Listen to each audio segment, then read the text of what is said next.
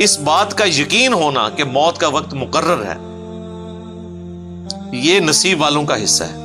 Otherwise اکثریت جو ہے نا وہ اہل ایمان میں سے بھی اتنا غلو کرتے ہیں کہ وہ یہ سمجھتے ہیں کہ اگر ہم کوئی سیکیورٹی کے میئرز لے لیں گے تو یہ چیز ہمیں موت سے بچا لے گی. ایسا نہیں ہو سکتا. سیکیورٹی کے میئرز لینا یہ سنت ہے، نبی صلی اللہ علیہ وآلہ وسلم بھی اس کا اہتمام کرتے تھے.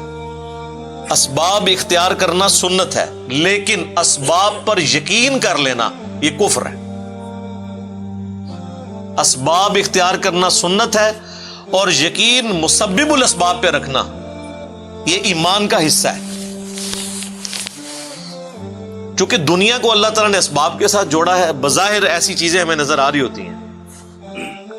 میرے ایک بڑے قریبی دوست تھے، مجھ سے بھی چھوٹی عمر میں وہ فوت ہو گئے. 2017 میں جب مجھ پہ مرڈر اٹیمپٹ ہوئی تھی تو میں ان کی شاپ پہ انہیں ملنے کے لیے گیا تو مجھے کہنے لگے کہ علی بھائی میں چاہ رہا ہوں آپ کے لیے نا 2-3 سیکیورٹی گارڈ رکھوا دو. میں نے کہا کیوں؟ نہیں وہ دیکھیں نا یہ ایکٹیویٹی پرفارم ہوئی ہے. میں نے کہا اس وقت تو میں خیر کیجولی پھرتا تھا، تو اب ہم تھوڑی سی احتیاط کر لیا کریں گے اس حوالے سے.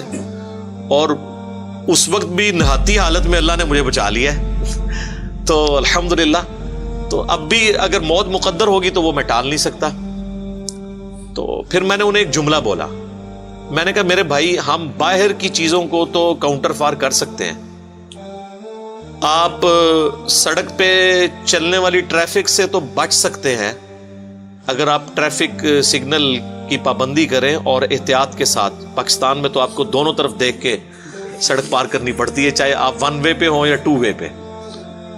تو اس طرح کی جو موت کے گولے ہیں ان سے تو آپ بظاہر بچ سکتے ہیں، لیکن جو اندر کی ٹریفک ہے، جو روزانہ 1,00,000 دفعہ دل دھڑکتا ہے اور 10,000 لیٹر خون روزانہ پمپ کرتا ہے ہماری رگوں میں، اس سے کون بچا سکتا ہے؟ اگر دل فیل ہو جائے، گردے جو 25 دفعہ روزانہ ڈائلیسس کرتے ہیں اور ایک ڈائلیسس کی قیمت 8 سے 10,000 روپے مارکیٹ میں، 2.5-3 لاکھ روپے کا کام بغیر تکلیف کے گردے روزانہ کرتے ہیں. اگر گردے فیل ہو جائیں تو اس کے اوپر کون سا سیکیورٹی گارڈ بٹھایا جا سکتا ہے؟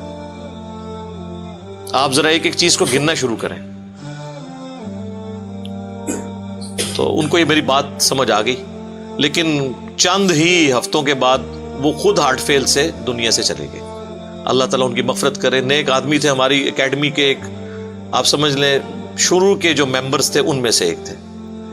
تو لیکن میں آپ کو بتا رہا ہوں کہ اندر کی ٹریفک کو کون روک سکتا ہے؟ تو یہ مسلمان کا یقین ہونا یہ بڑا ضروری ہے. کہتے تو آپ دیکھیں گے کہ جن لوگوں نے زندگی میں خدا کو کبھی سیریس نہیں لیا ہوتا نا، آپ ذرا ان کی بھی زبانیں دیکھیں، اتنی لمبی ہوں گی. او جی جیڑی رات جیڑی قبر ہے وہ باہر نہیں ہے، یہ کہتے ہیں نا.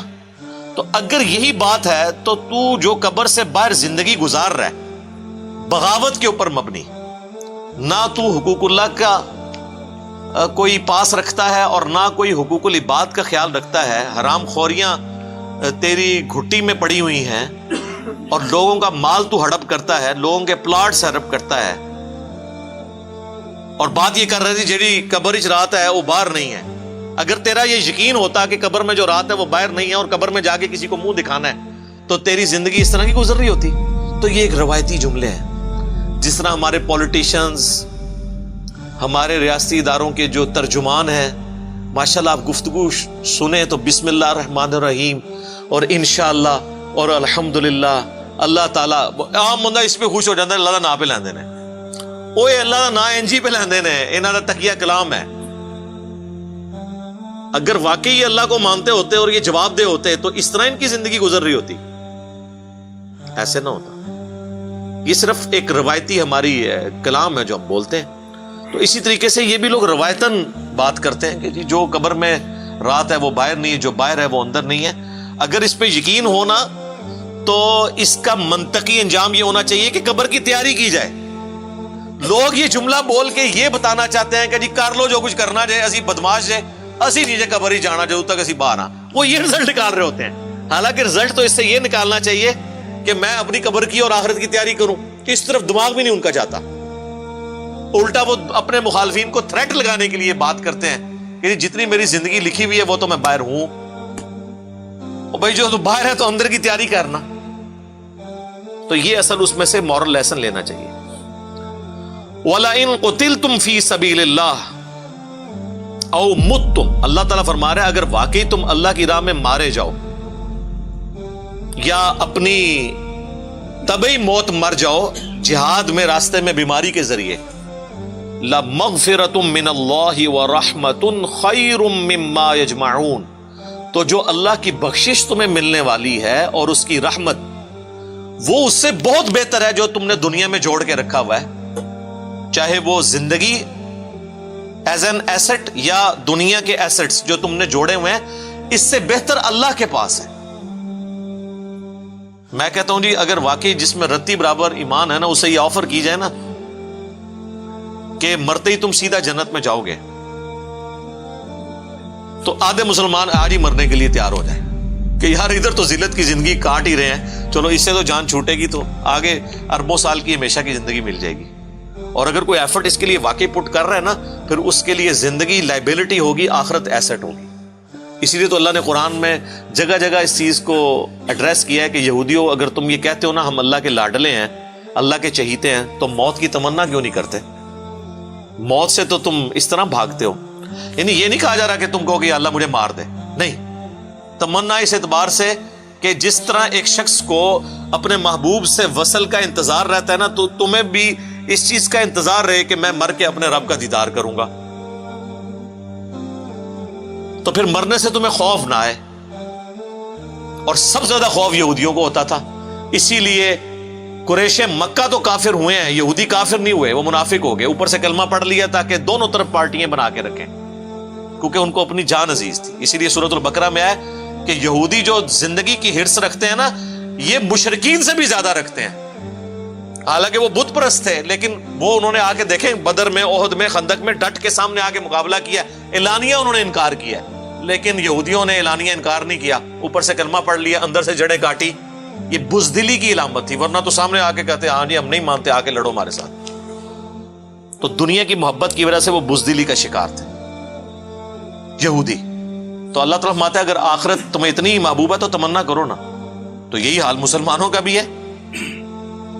یہ کہنا آسان ہے کہ جی ہر وقت ہم موت کے لیے تیار بیٹھے ہوئے ہیں، لیکن تیاری کوئی نہیں ہے، بس تیار بیٹھے ہوئے ہیں. وہ سر آپ نہ بھی تیار بیٹھے، جدو چکیا جانا تو چکیا جانا ہے،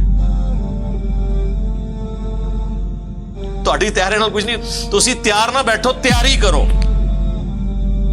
تو اللہ تعالیٰ مارا ہے کہ جو اللہ کی راہ میں جہاد کے دوران طبعی موت مر جائے نا، اس کے لیے بھی مغفرت اور اجر عظیم ہے، کیونکہ وہ اللہ کی راہ میں وقف ہوا ہے نا. اور اگر شہید ہو جائے گا پھر تو نور لا نور ہے. اچھا وہ کیوں ہے اجر؟ اس نے اللہ کے لیے نیت تو کی ہے نا. حتیٰ کہ صحیح مسلم میں حدیث ہے کہ جو شخص شہادت کی تمنا کے ساتھ اپنے بستر پہ بھی مرے نا، اللہ اسے بھی شہید لکھتا ہے. اور صحیح مسلم میں حدیث ہے جس کے دل میں شہادت کی تمنا نہیں، وہ منافقت کی ایک شاخ پہ مرا ہے. کلی منافق نہیں ہے، لیکن منافقت کی اس کے اندر علامات پائی جاتی ہیں. کیوں؟ مسلمان کو تو ہر وقت شہادت کی تمنا رکھنی چاہیے، چاہے وہ شہید ہو یا نہ ہو. تو اگر وہ شہادت کی تمنا رکھتا ہے، اور شہادت یہ والی نہیں کہ مسلمان کا گلا کاٹے، پنجابی سندھی کا اور سندھی پنجابی کا، بلوچی پنجابی کا اور پنجابی بلوچی کا، یہ والی نہیں ہے شہادت، جو واقعی میدان جنگ والی شہادت ہو. تو اگر اس کی تمنا ہے تو اس کو تو بستر مرگ پہ بھی شہید ہوئے بغیر بھی شہادت کی فضیلت مل جائے گی. اور بخاری اور مسلم دونوں میں حدیث ہے، اللہ کے محبوب صلی اللہ علیہ وآلہ وسلم نے فرمایا کہ میری خواہش ہے کہ میں اللہ کی راہ میں قتل کیا جاؤں، پھر زندہ کیا جاؤں، پھر قتل کیا جاؤں، پھر زندہ کیا جاؤں، پھر قتل کیا جاؤں، پھر زندہ کیا جاؤں، پھر قتل کیا جاؤں.